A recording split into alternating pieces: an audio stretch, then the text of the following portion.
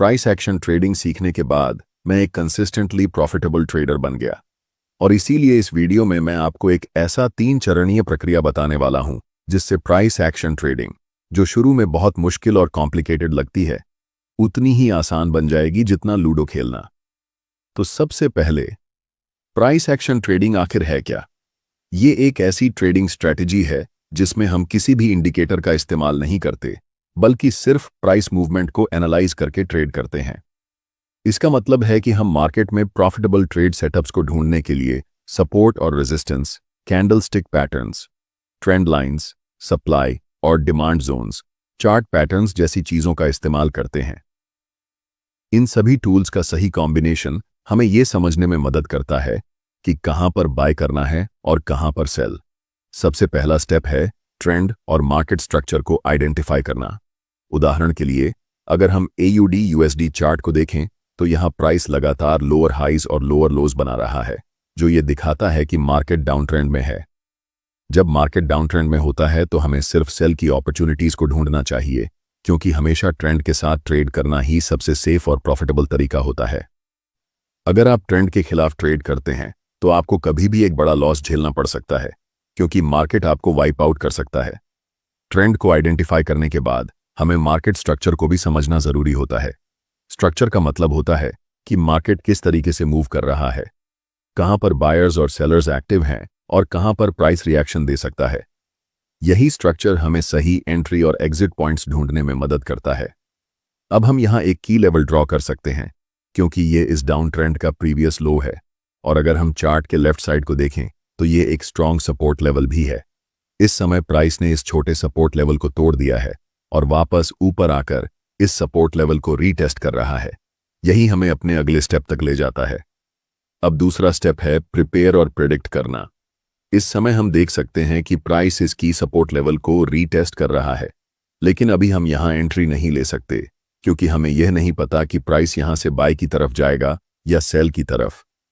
इस स्थिति में प्राइस दो चीजें कर सकता है, या तो यह रीटेस्ट के बाद वापस नीचे गिरना शुरू कर देगा, या फिर यह रिवर्स होकर ऊपर जाना शुरू कर देगा। लेकिन इस केस में ज्यादा हाई प्रोबेबिलिटी किसकी है? जाहिर सी बात है कि प्राइस रीटेस्ट करने के बाद वापस नीचे जाएगा, क्योंकि मार्केट पहले से ही एक स्ट्रॉन्ग डाउन ट्रेंड में है। लेकिन इसका मतलब यह नहीं कि हमें तुरंत सेल करना चाहिए। हमें इंतजार करना होगा किसी स्ट्रॉन्ग कॉन्फर्मेशन का, जो हमें यह बताए कि प्राइस अब रिवर्स होकर वापस नीचे गिरने वाला है और यह डाउन ट्रेंड कंटिन्यू होगा।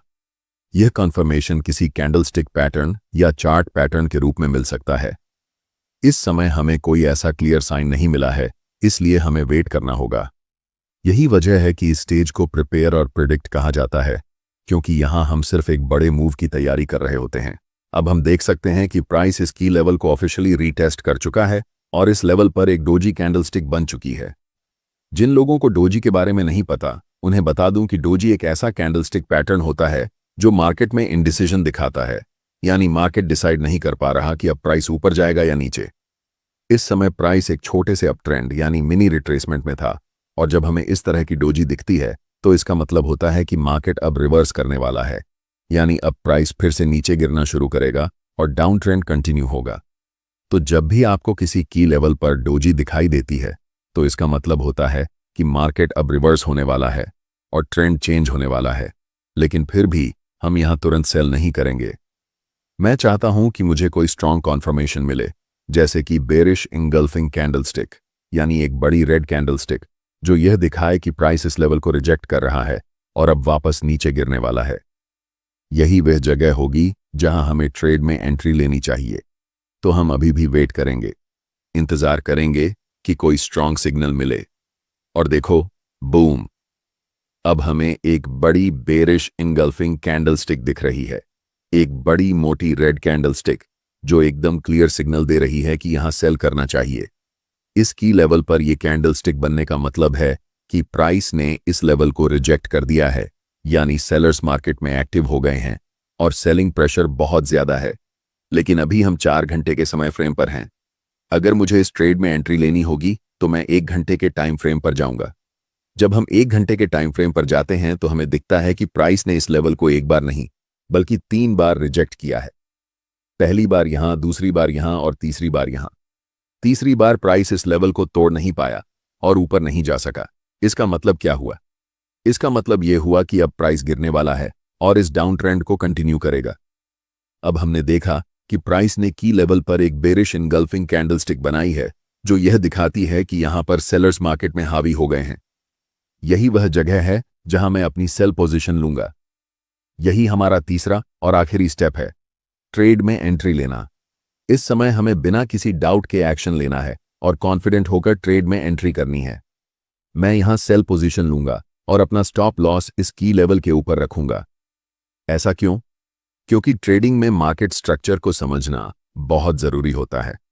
अगर प्राइस यहां से रिवर्स होकर ऊपर जाने लगे तो इसका मतलब है कि मार्केट अब नीचे नहीं गिरेगा बल्कि ऊपर की तरफ जाने वाला है। ऐसे में अगर स्टॉप लॉस सही जगह पर रखा गया हो तो आपका लॉस लिमिटेड रहेगा। अगर ट्रेड हमारे प्लान के अनुसार नहीं चला तो भी हम सिर्फ थोड़ा सा लॉस लेंगे, न कि पूरा अकाउंट उड़ा देंगे। लेकिन ध्यान रखना कि स्टॉप लॉस को बहुत ज्यादा टाइट मत रखना। अगर आप स्टॉप लॉस को बहुत पास रखोगे तो प्राइस एक बार फिर इस लेवल को रीटेस्ट करने के लिए थोड़ा ऊपर जा सकता है और आपको स्टॉप आउट कर देगा, फिर भले ही बाद में प्राइस नीचे गिर ही क्यों न जाए। इसलिए मैं हमेशा अपने स्टॉप लॉस को थोड़ा ब्रीदिंग रूम देता हूं। अगर हम लेफ्ट साइड को देखें तो प्राइस पहले भी इस लेवल तक गया था और फिर रिवर्स हुआ था। इसी वजह से मैं अपने स्टॉप लॉस को थोड़ा स्पेस दूंगा, ताकि अगर प्राइस फिर से इस लेवल को रीटेस्ट करना चाहे तो मुझे अननेसेसरी स्टॉप आउट ना होना पड़े। अब मैं अपना टेक प्रॉफिट सबसे रीसेंट लो पर रखूंगा। जहां प्राइस आखिरी बार रुका था वहीं पर टेक प्रॉफिट रखना सही होता है, तो मैं इसे इसी लेवल पर रखूंगा और अब देखते हैं कि यह ट्रेड कैसा परफॉर्म करता है। और देखो, आपका टेक प्रॉफिट हिट हो गया, बिल्कुल इसी तरह से। अब अगले ट्रेड पर जाने से पहले मैं चाहता हूं कि आप इस चीज पर ध्यान दें। यहां आप देख सकते हैं कि प्राइस ने एक बहुत लंबा विक बनाया है। इसका क्या मतलब है? इसका मतलब है कि किसी समय पर बायर्स मार्केट में आए और उन्होंने प्राइस को ऊपर धकेल दिया, लेकिन फिर सेलर्स ने वापसी की और प्राइस को नीचे गिरा दिया। अब सोचो, अगर आपने अपना स्टॉप लॉस बहुत ज्यादा टाइट रखा होता, यानी की लेवल से बस कुछ पिप्स ऊपर, तो क्या होता? आपका स्टॉप लॉस हिट हो जाता और आप ट्रेड से बाहर हो जाते, जबकि ट्रेड आपकी प्लान के हिसाब से सही दिशा में जाता। यही कारण है कि आपको हमेशा अपना स्टॉप लॉस सही तरीके से लगाना आना चाहिए। उसे हमेशा थोड़ा ब्रीथिंग रूम देना चाहिए ताकि आप अननेसेसरी स्टॉप आउट ना हो।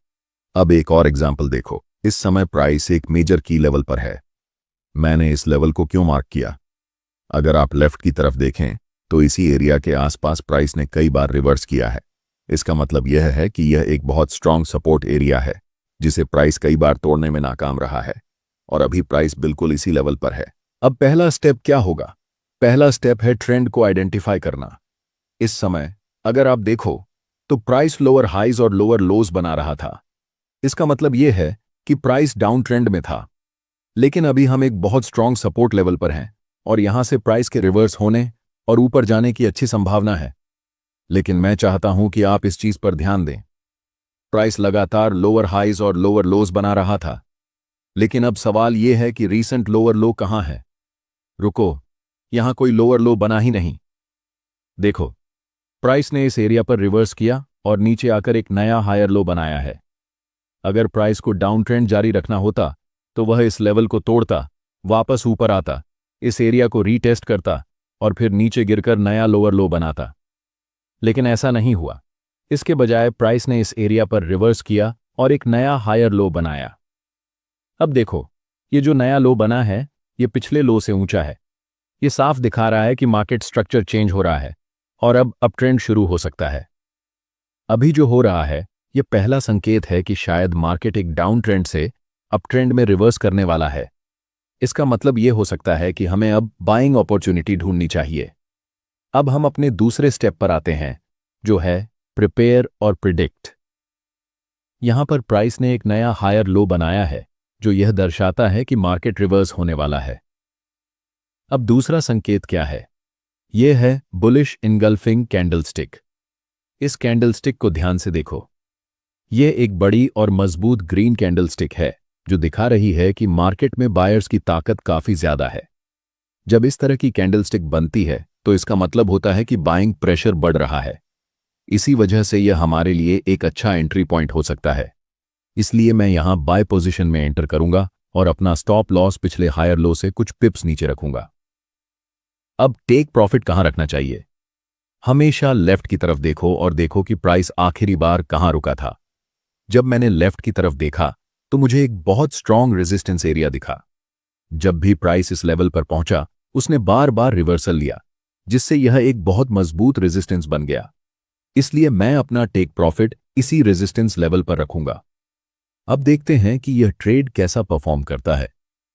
प्राइस ऊपर गया, फिर एक नया हायर लो बनाया, फिर और ऊपर गया और आखिर में टेक प्रॉफिट स्मैश हो गया। हम चैंपियन हैं। हाँ, यह एक बहुत ही सफल ट्रेड था।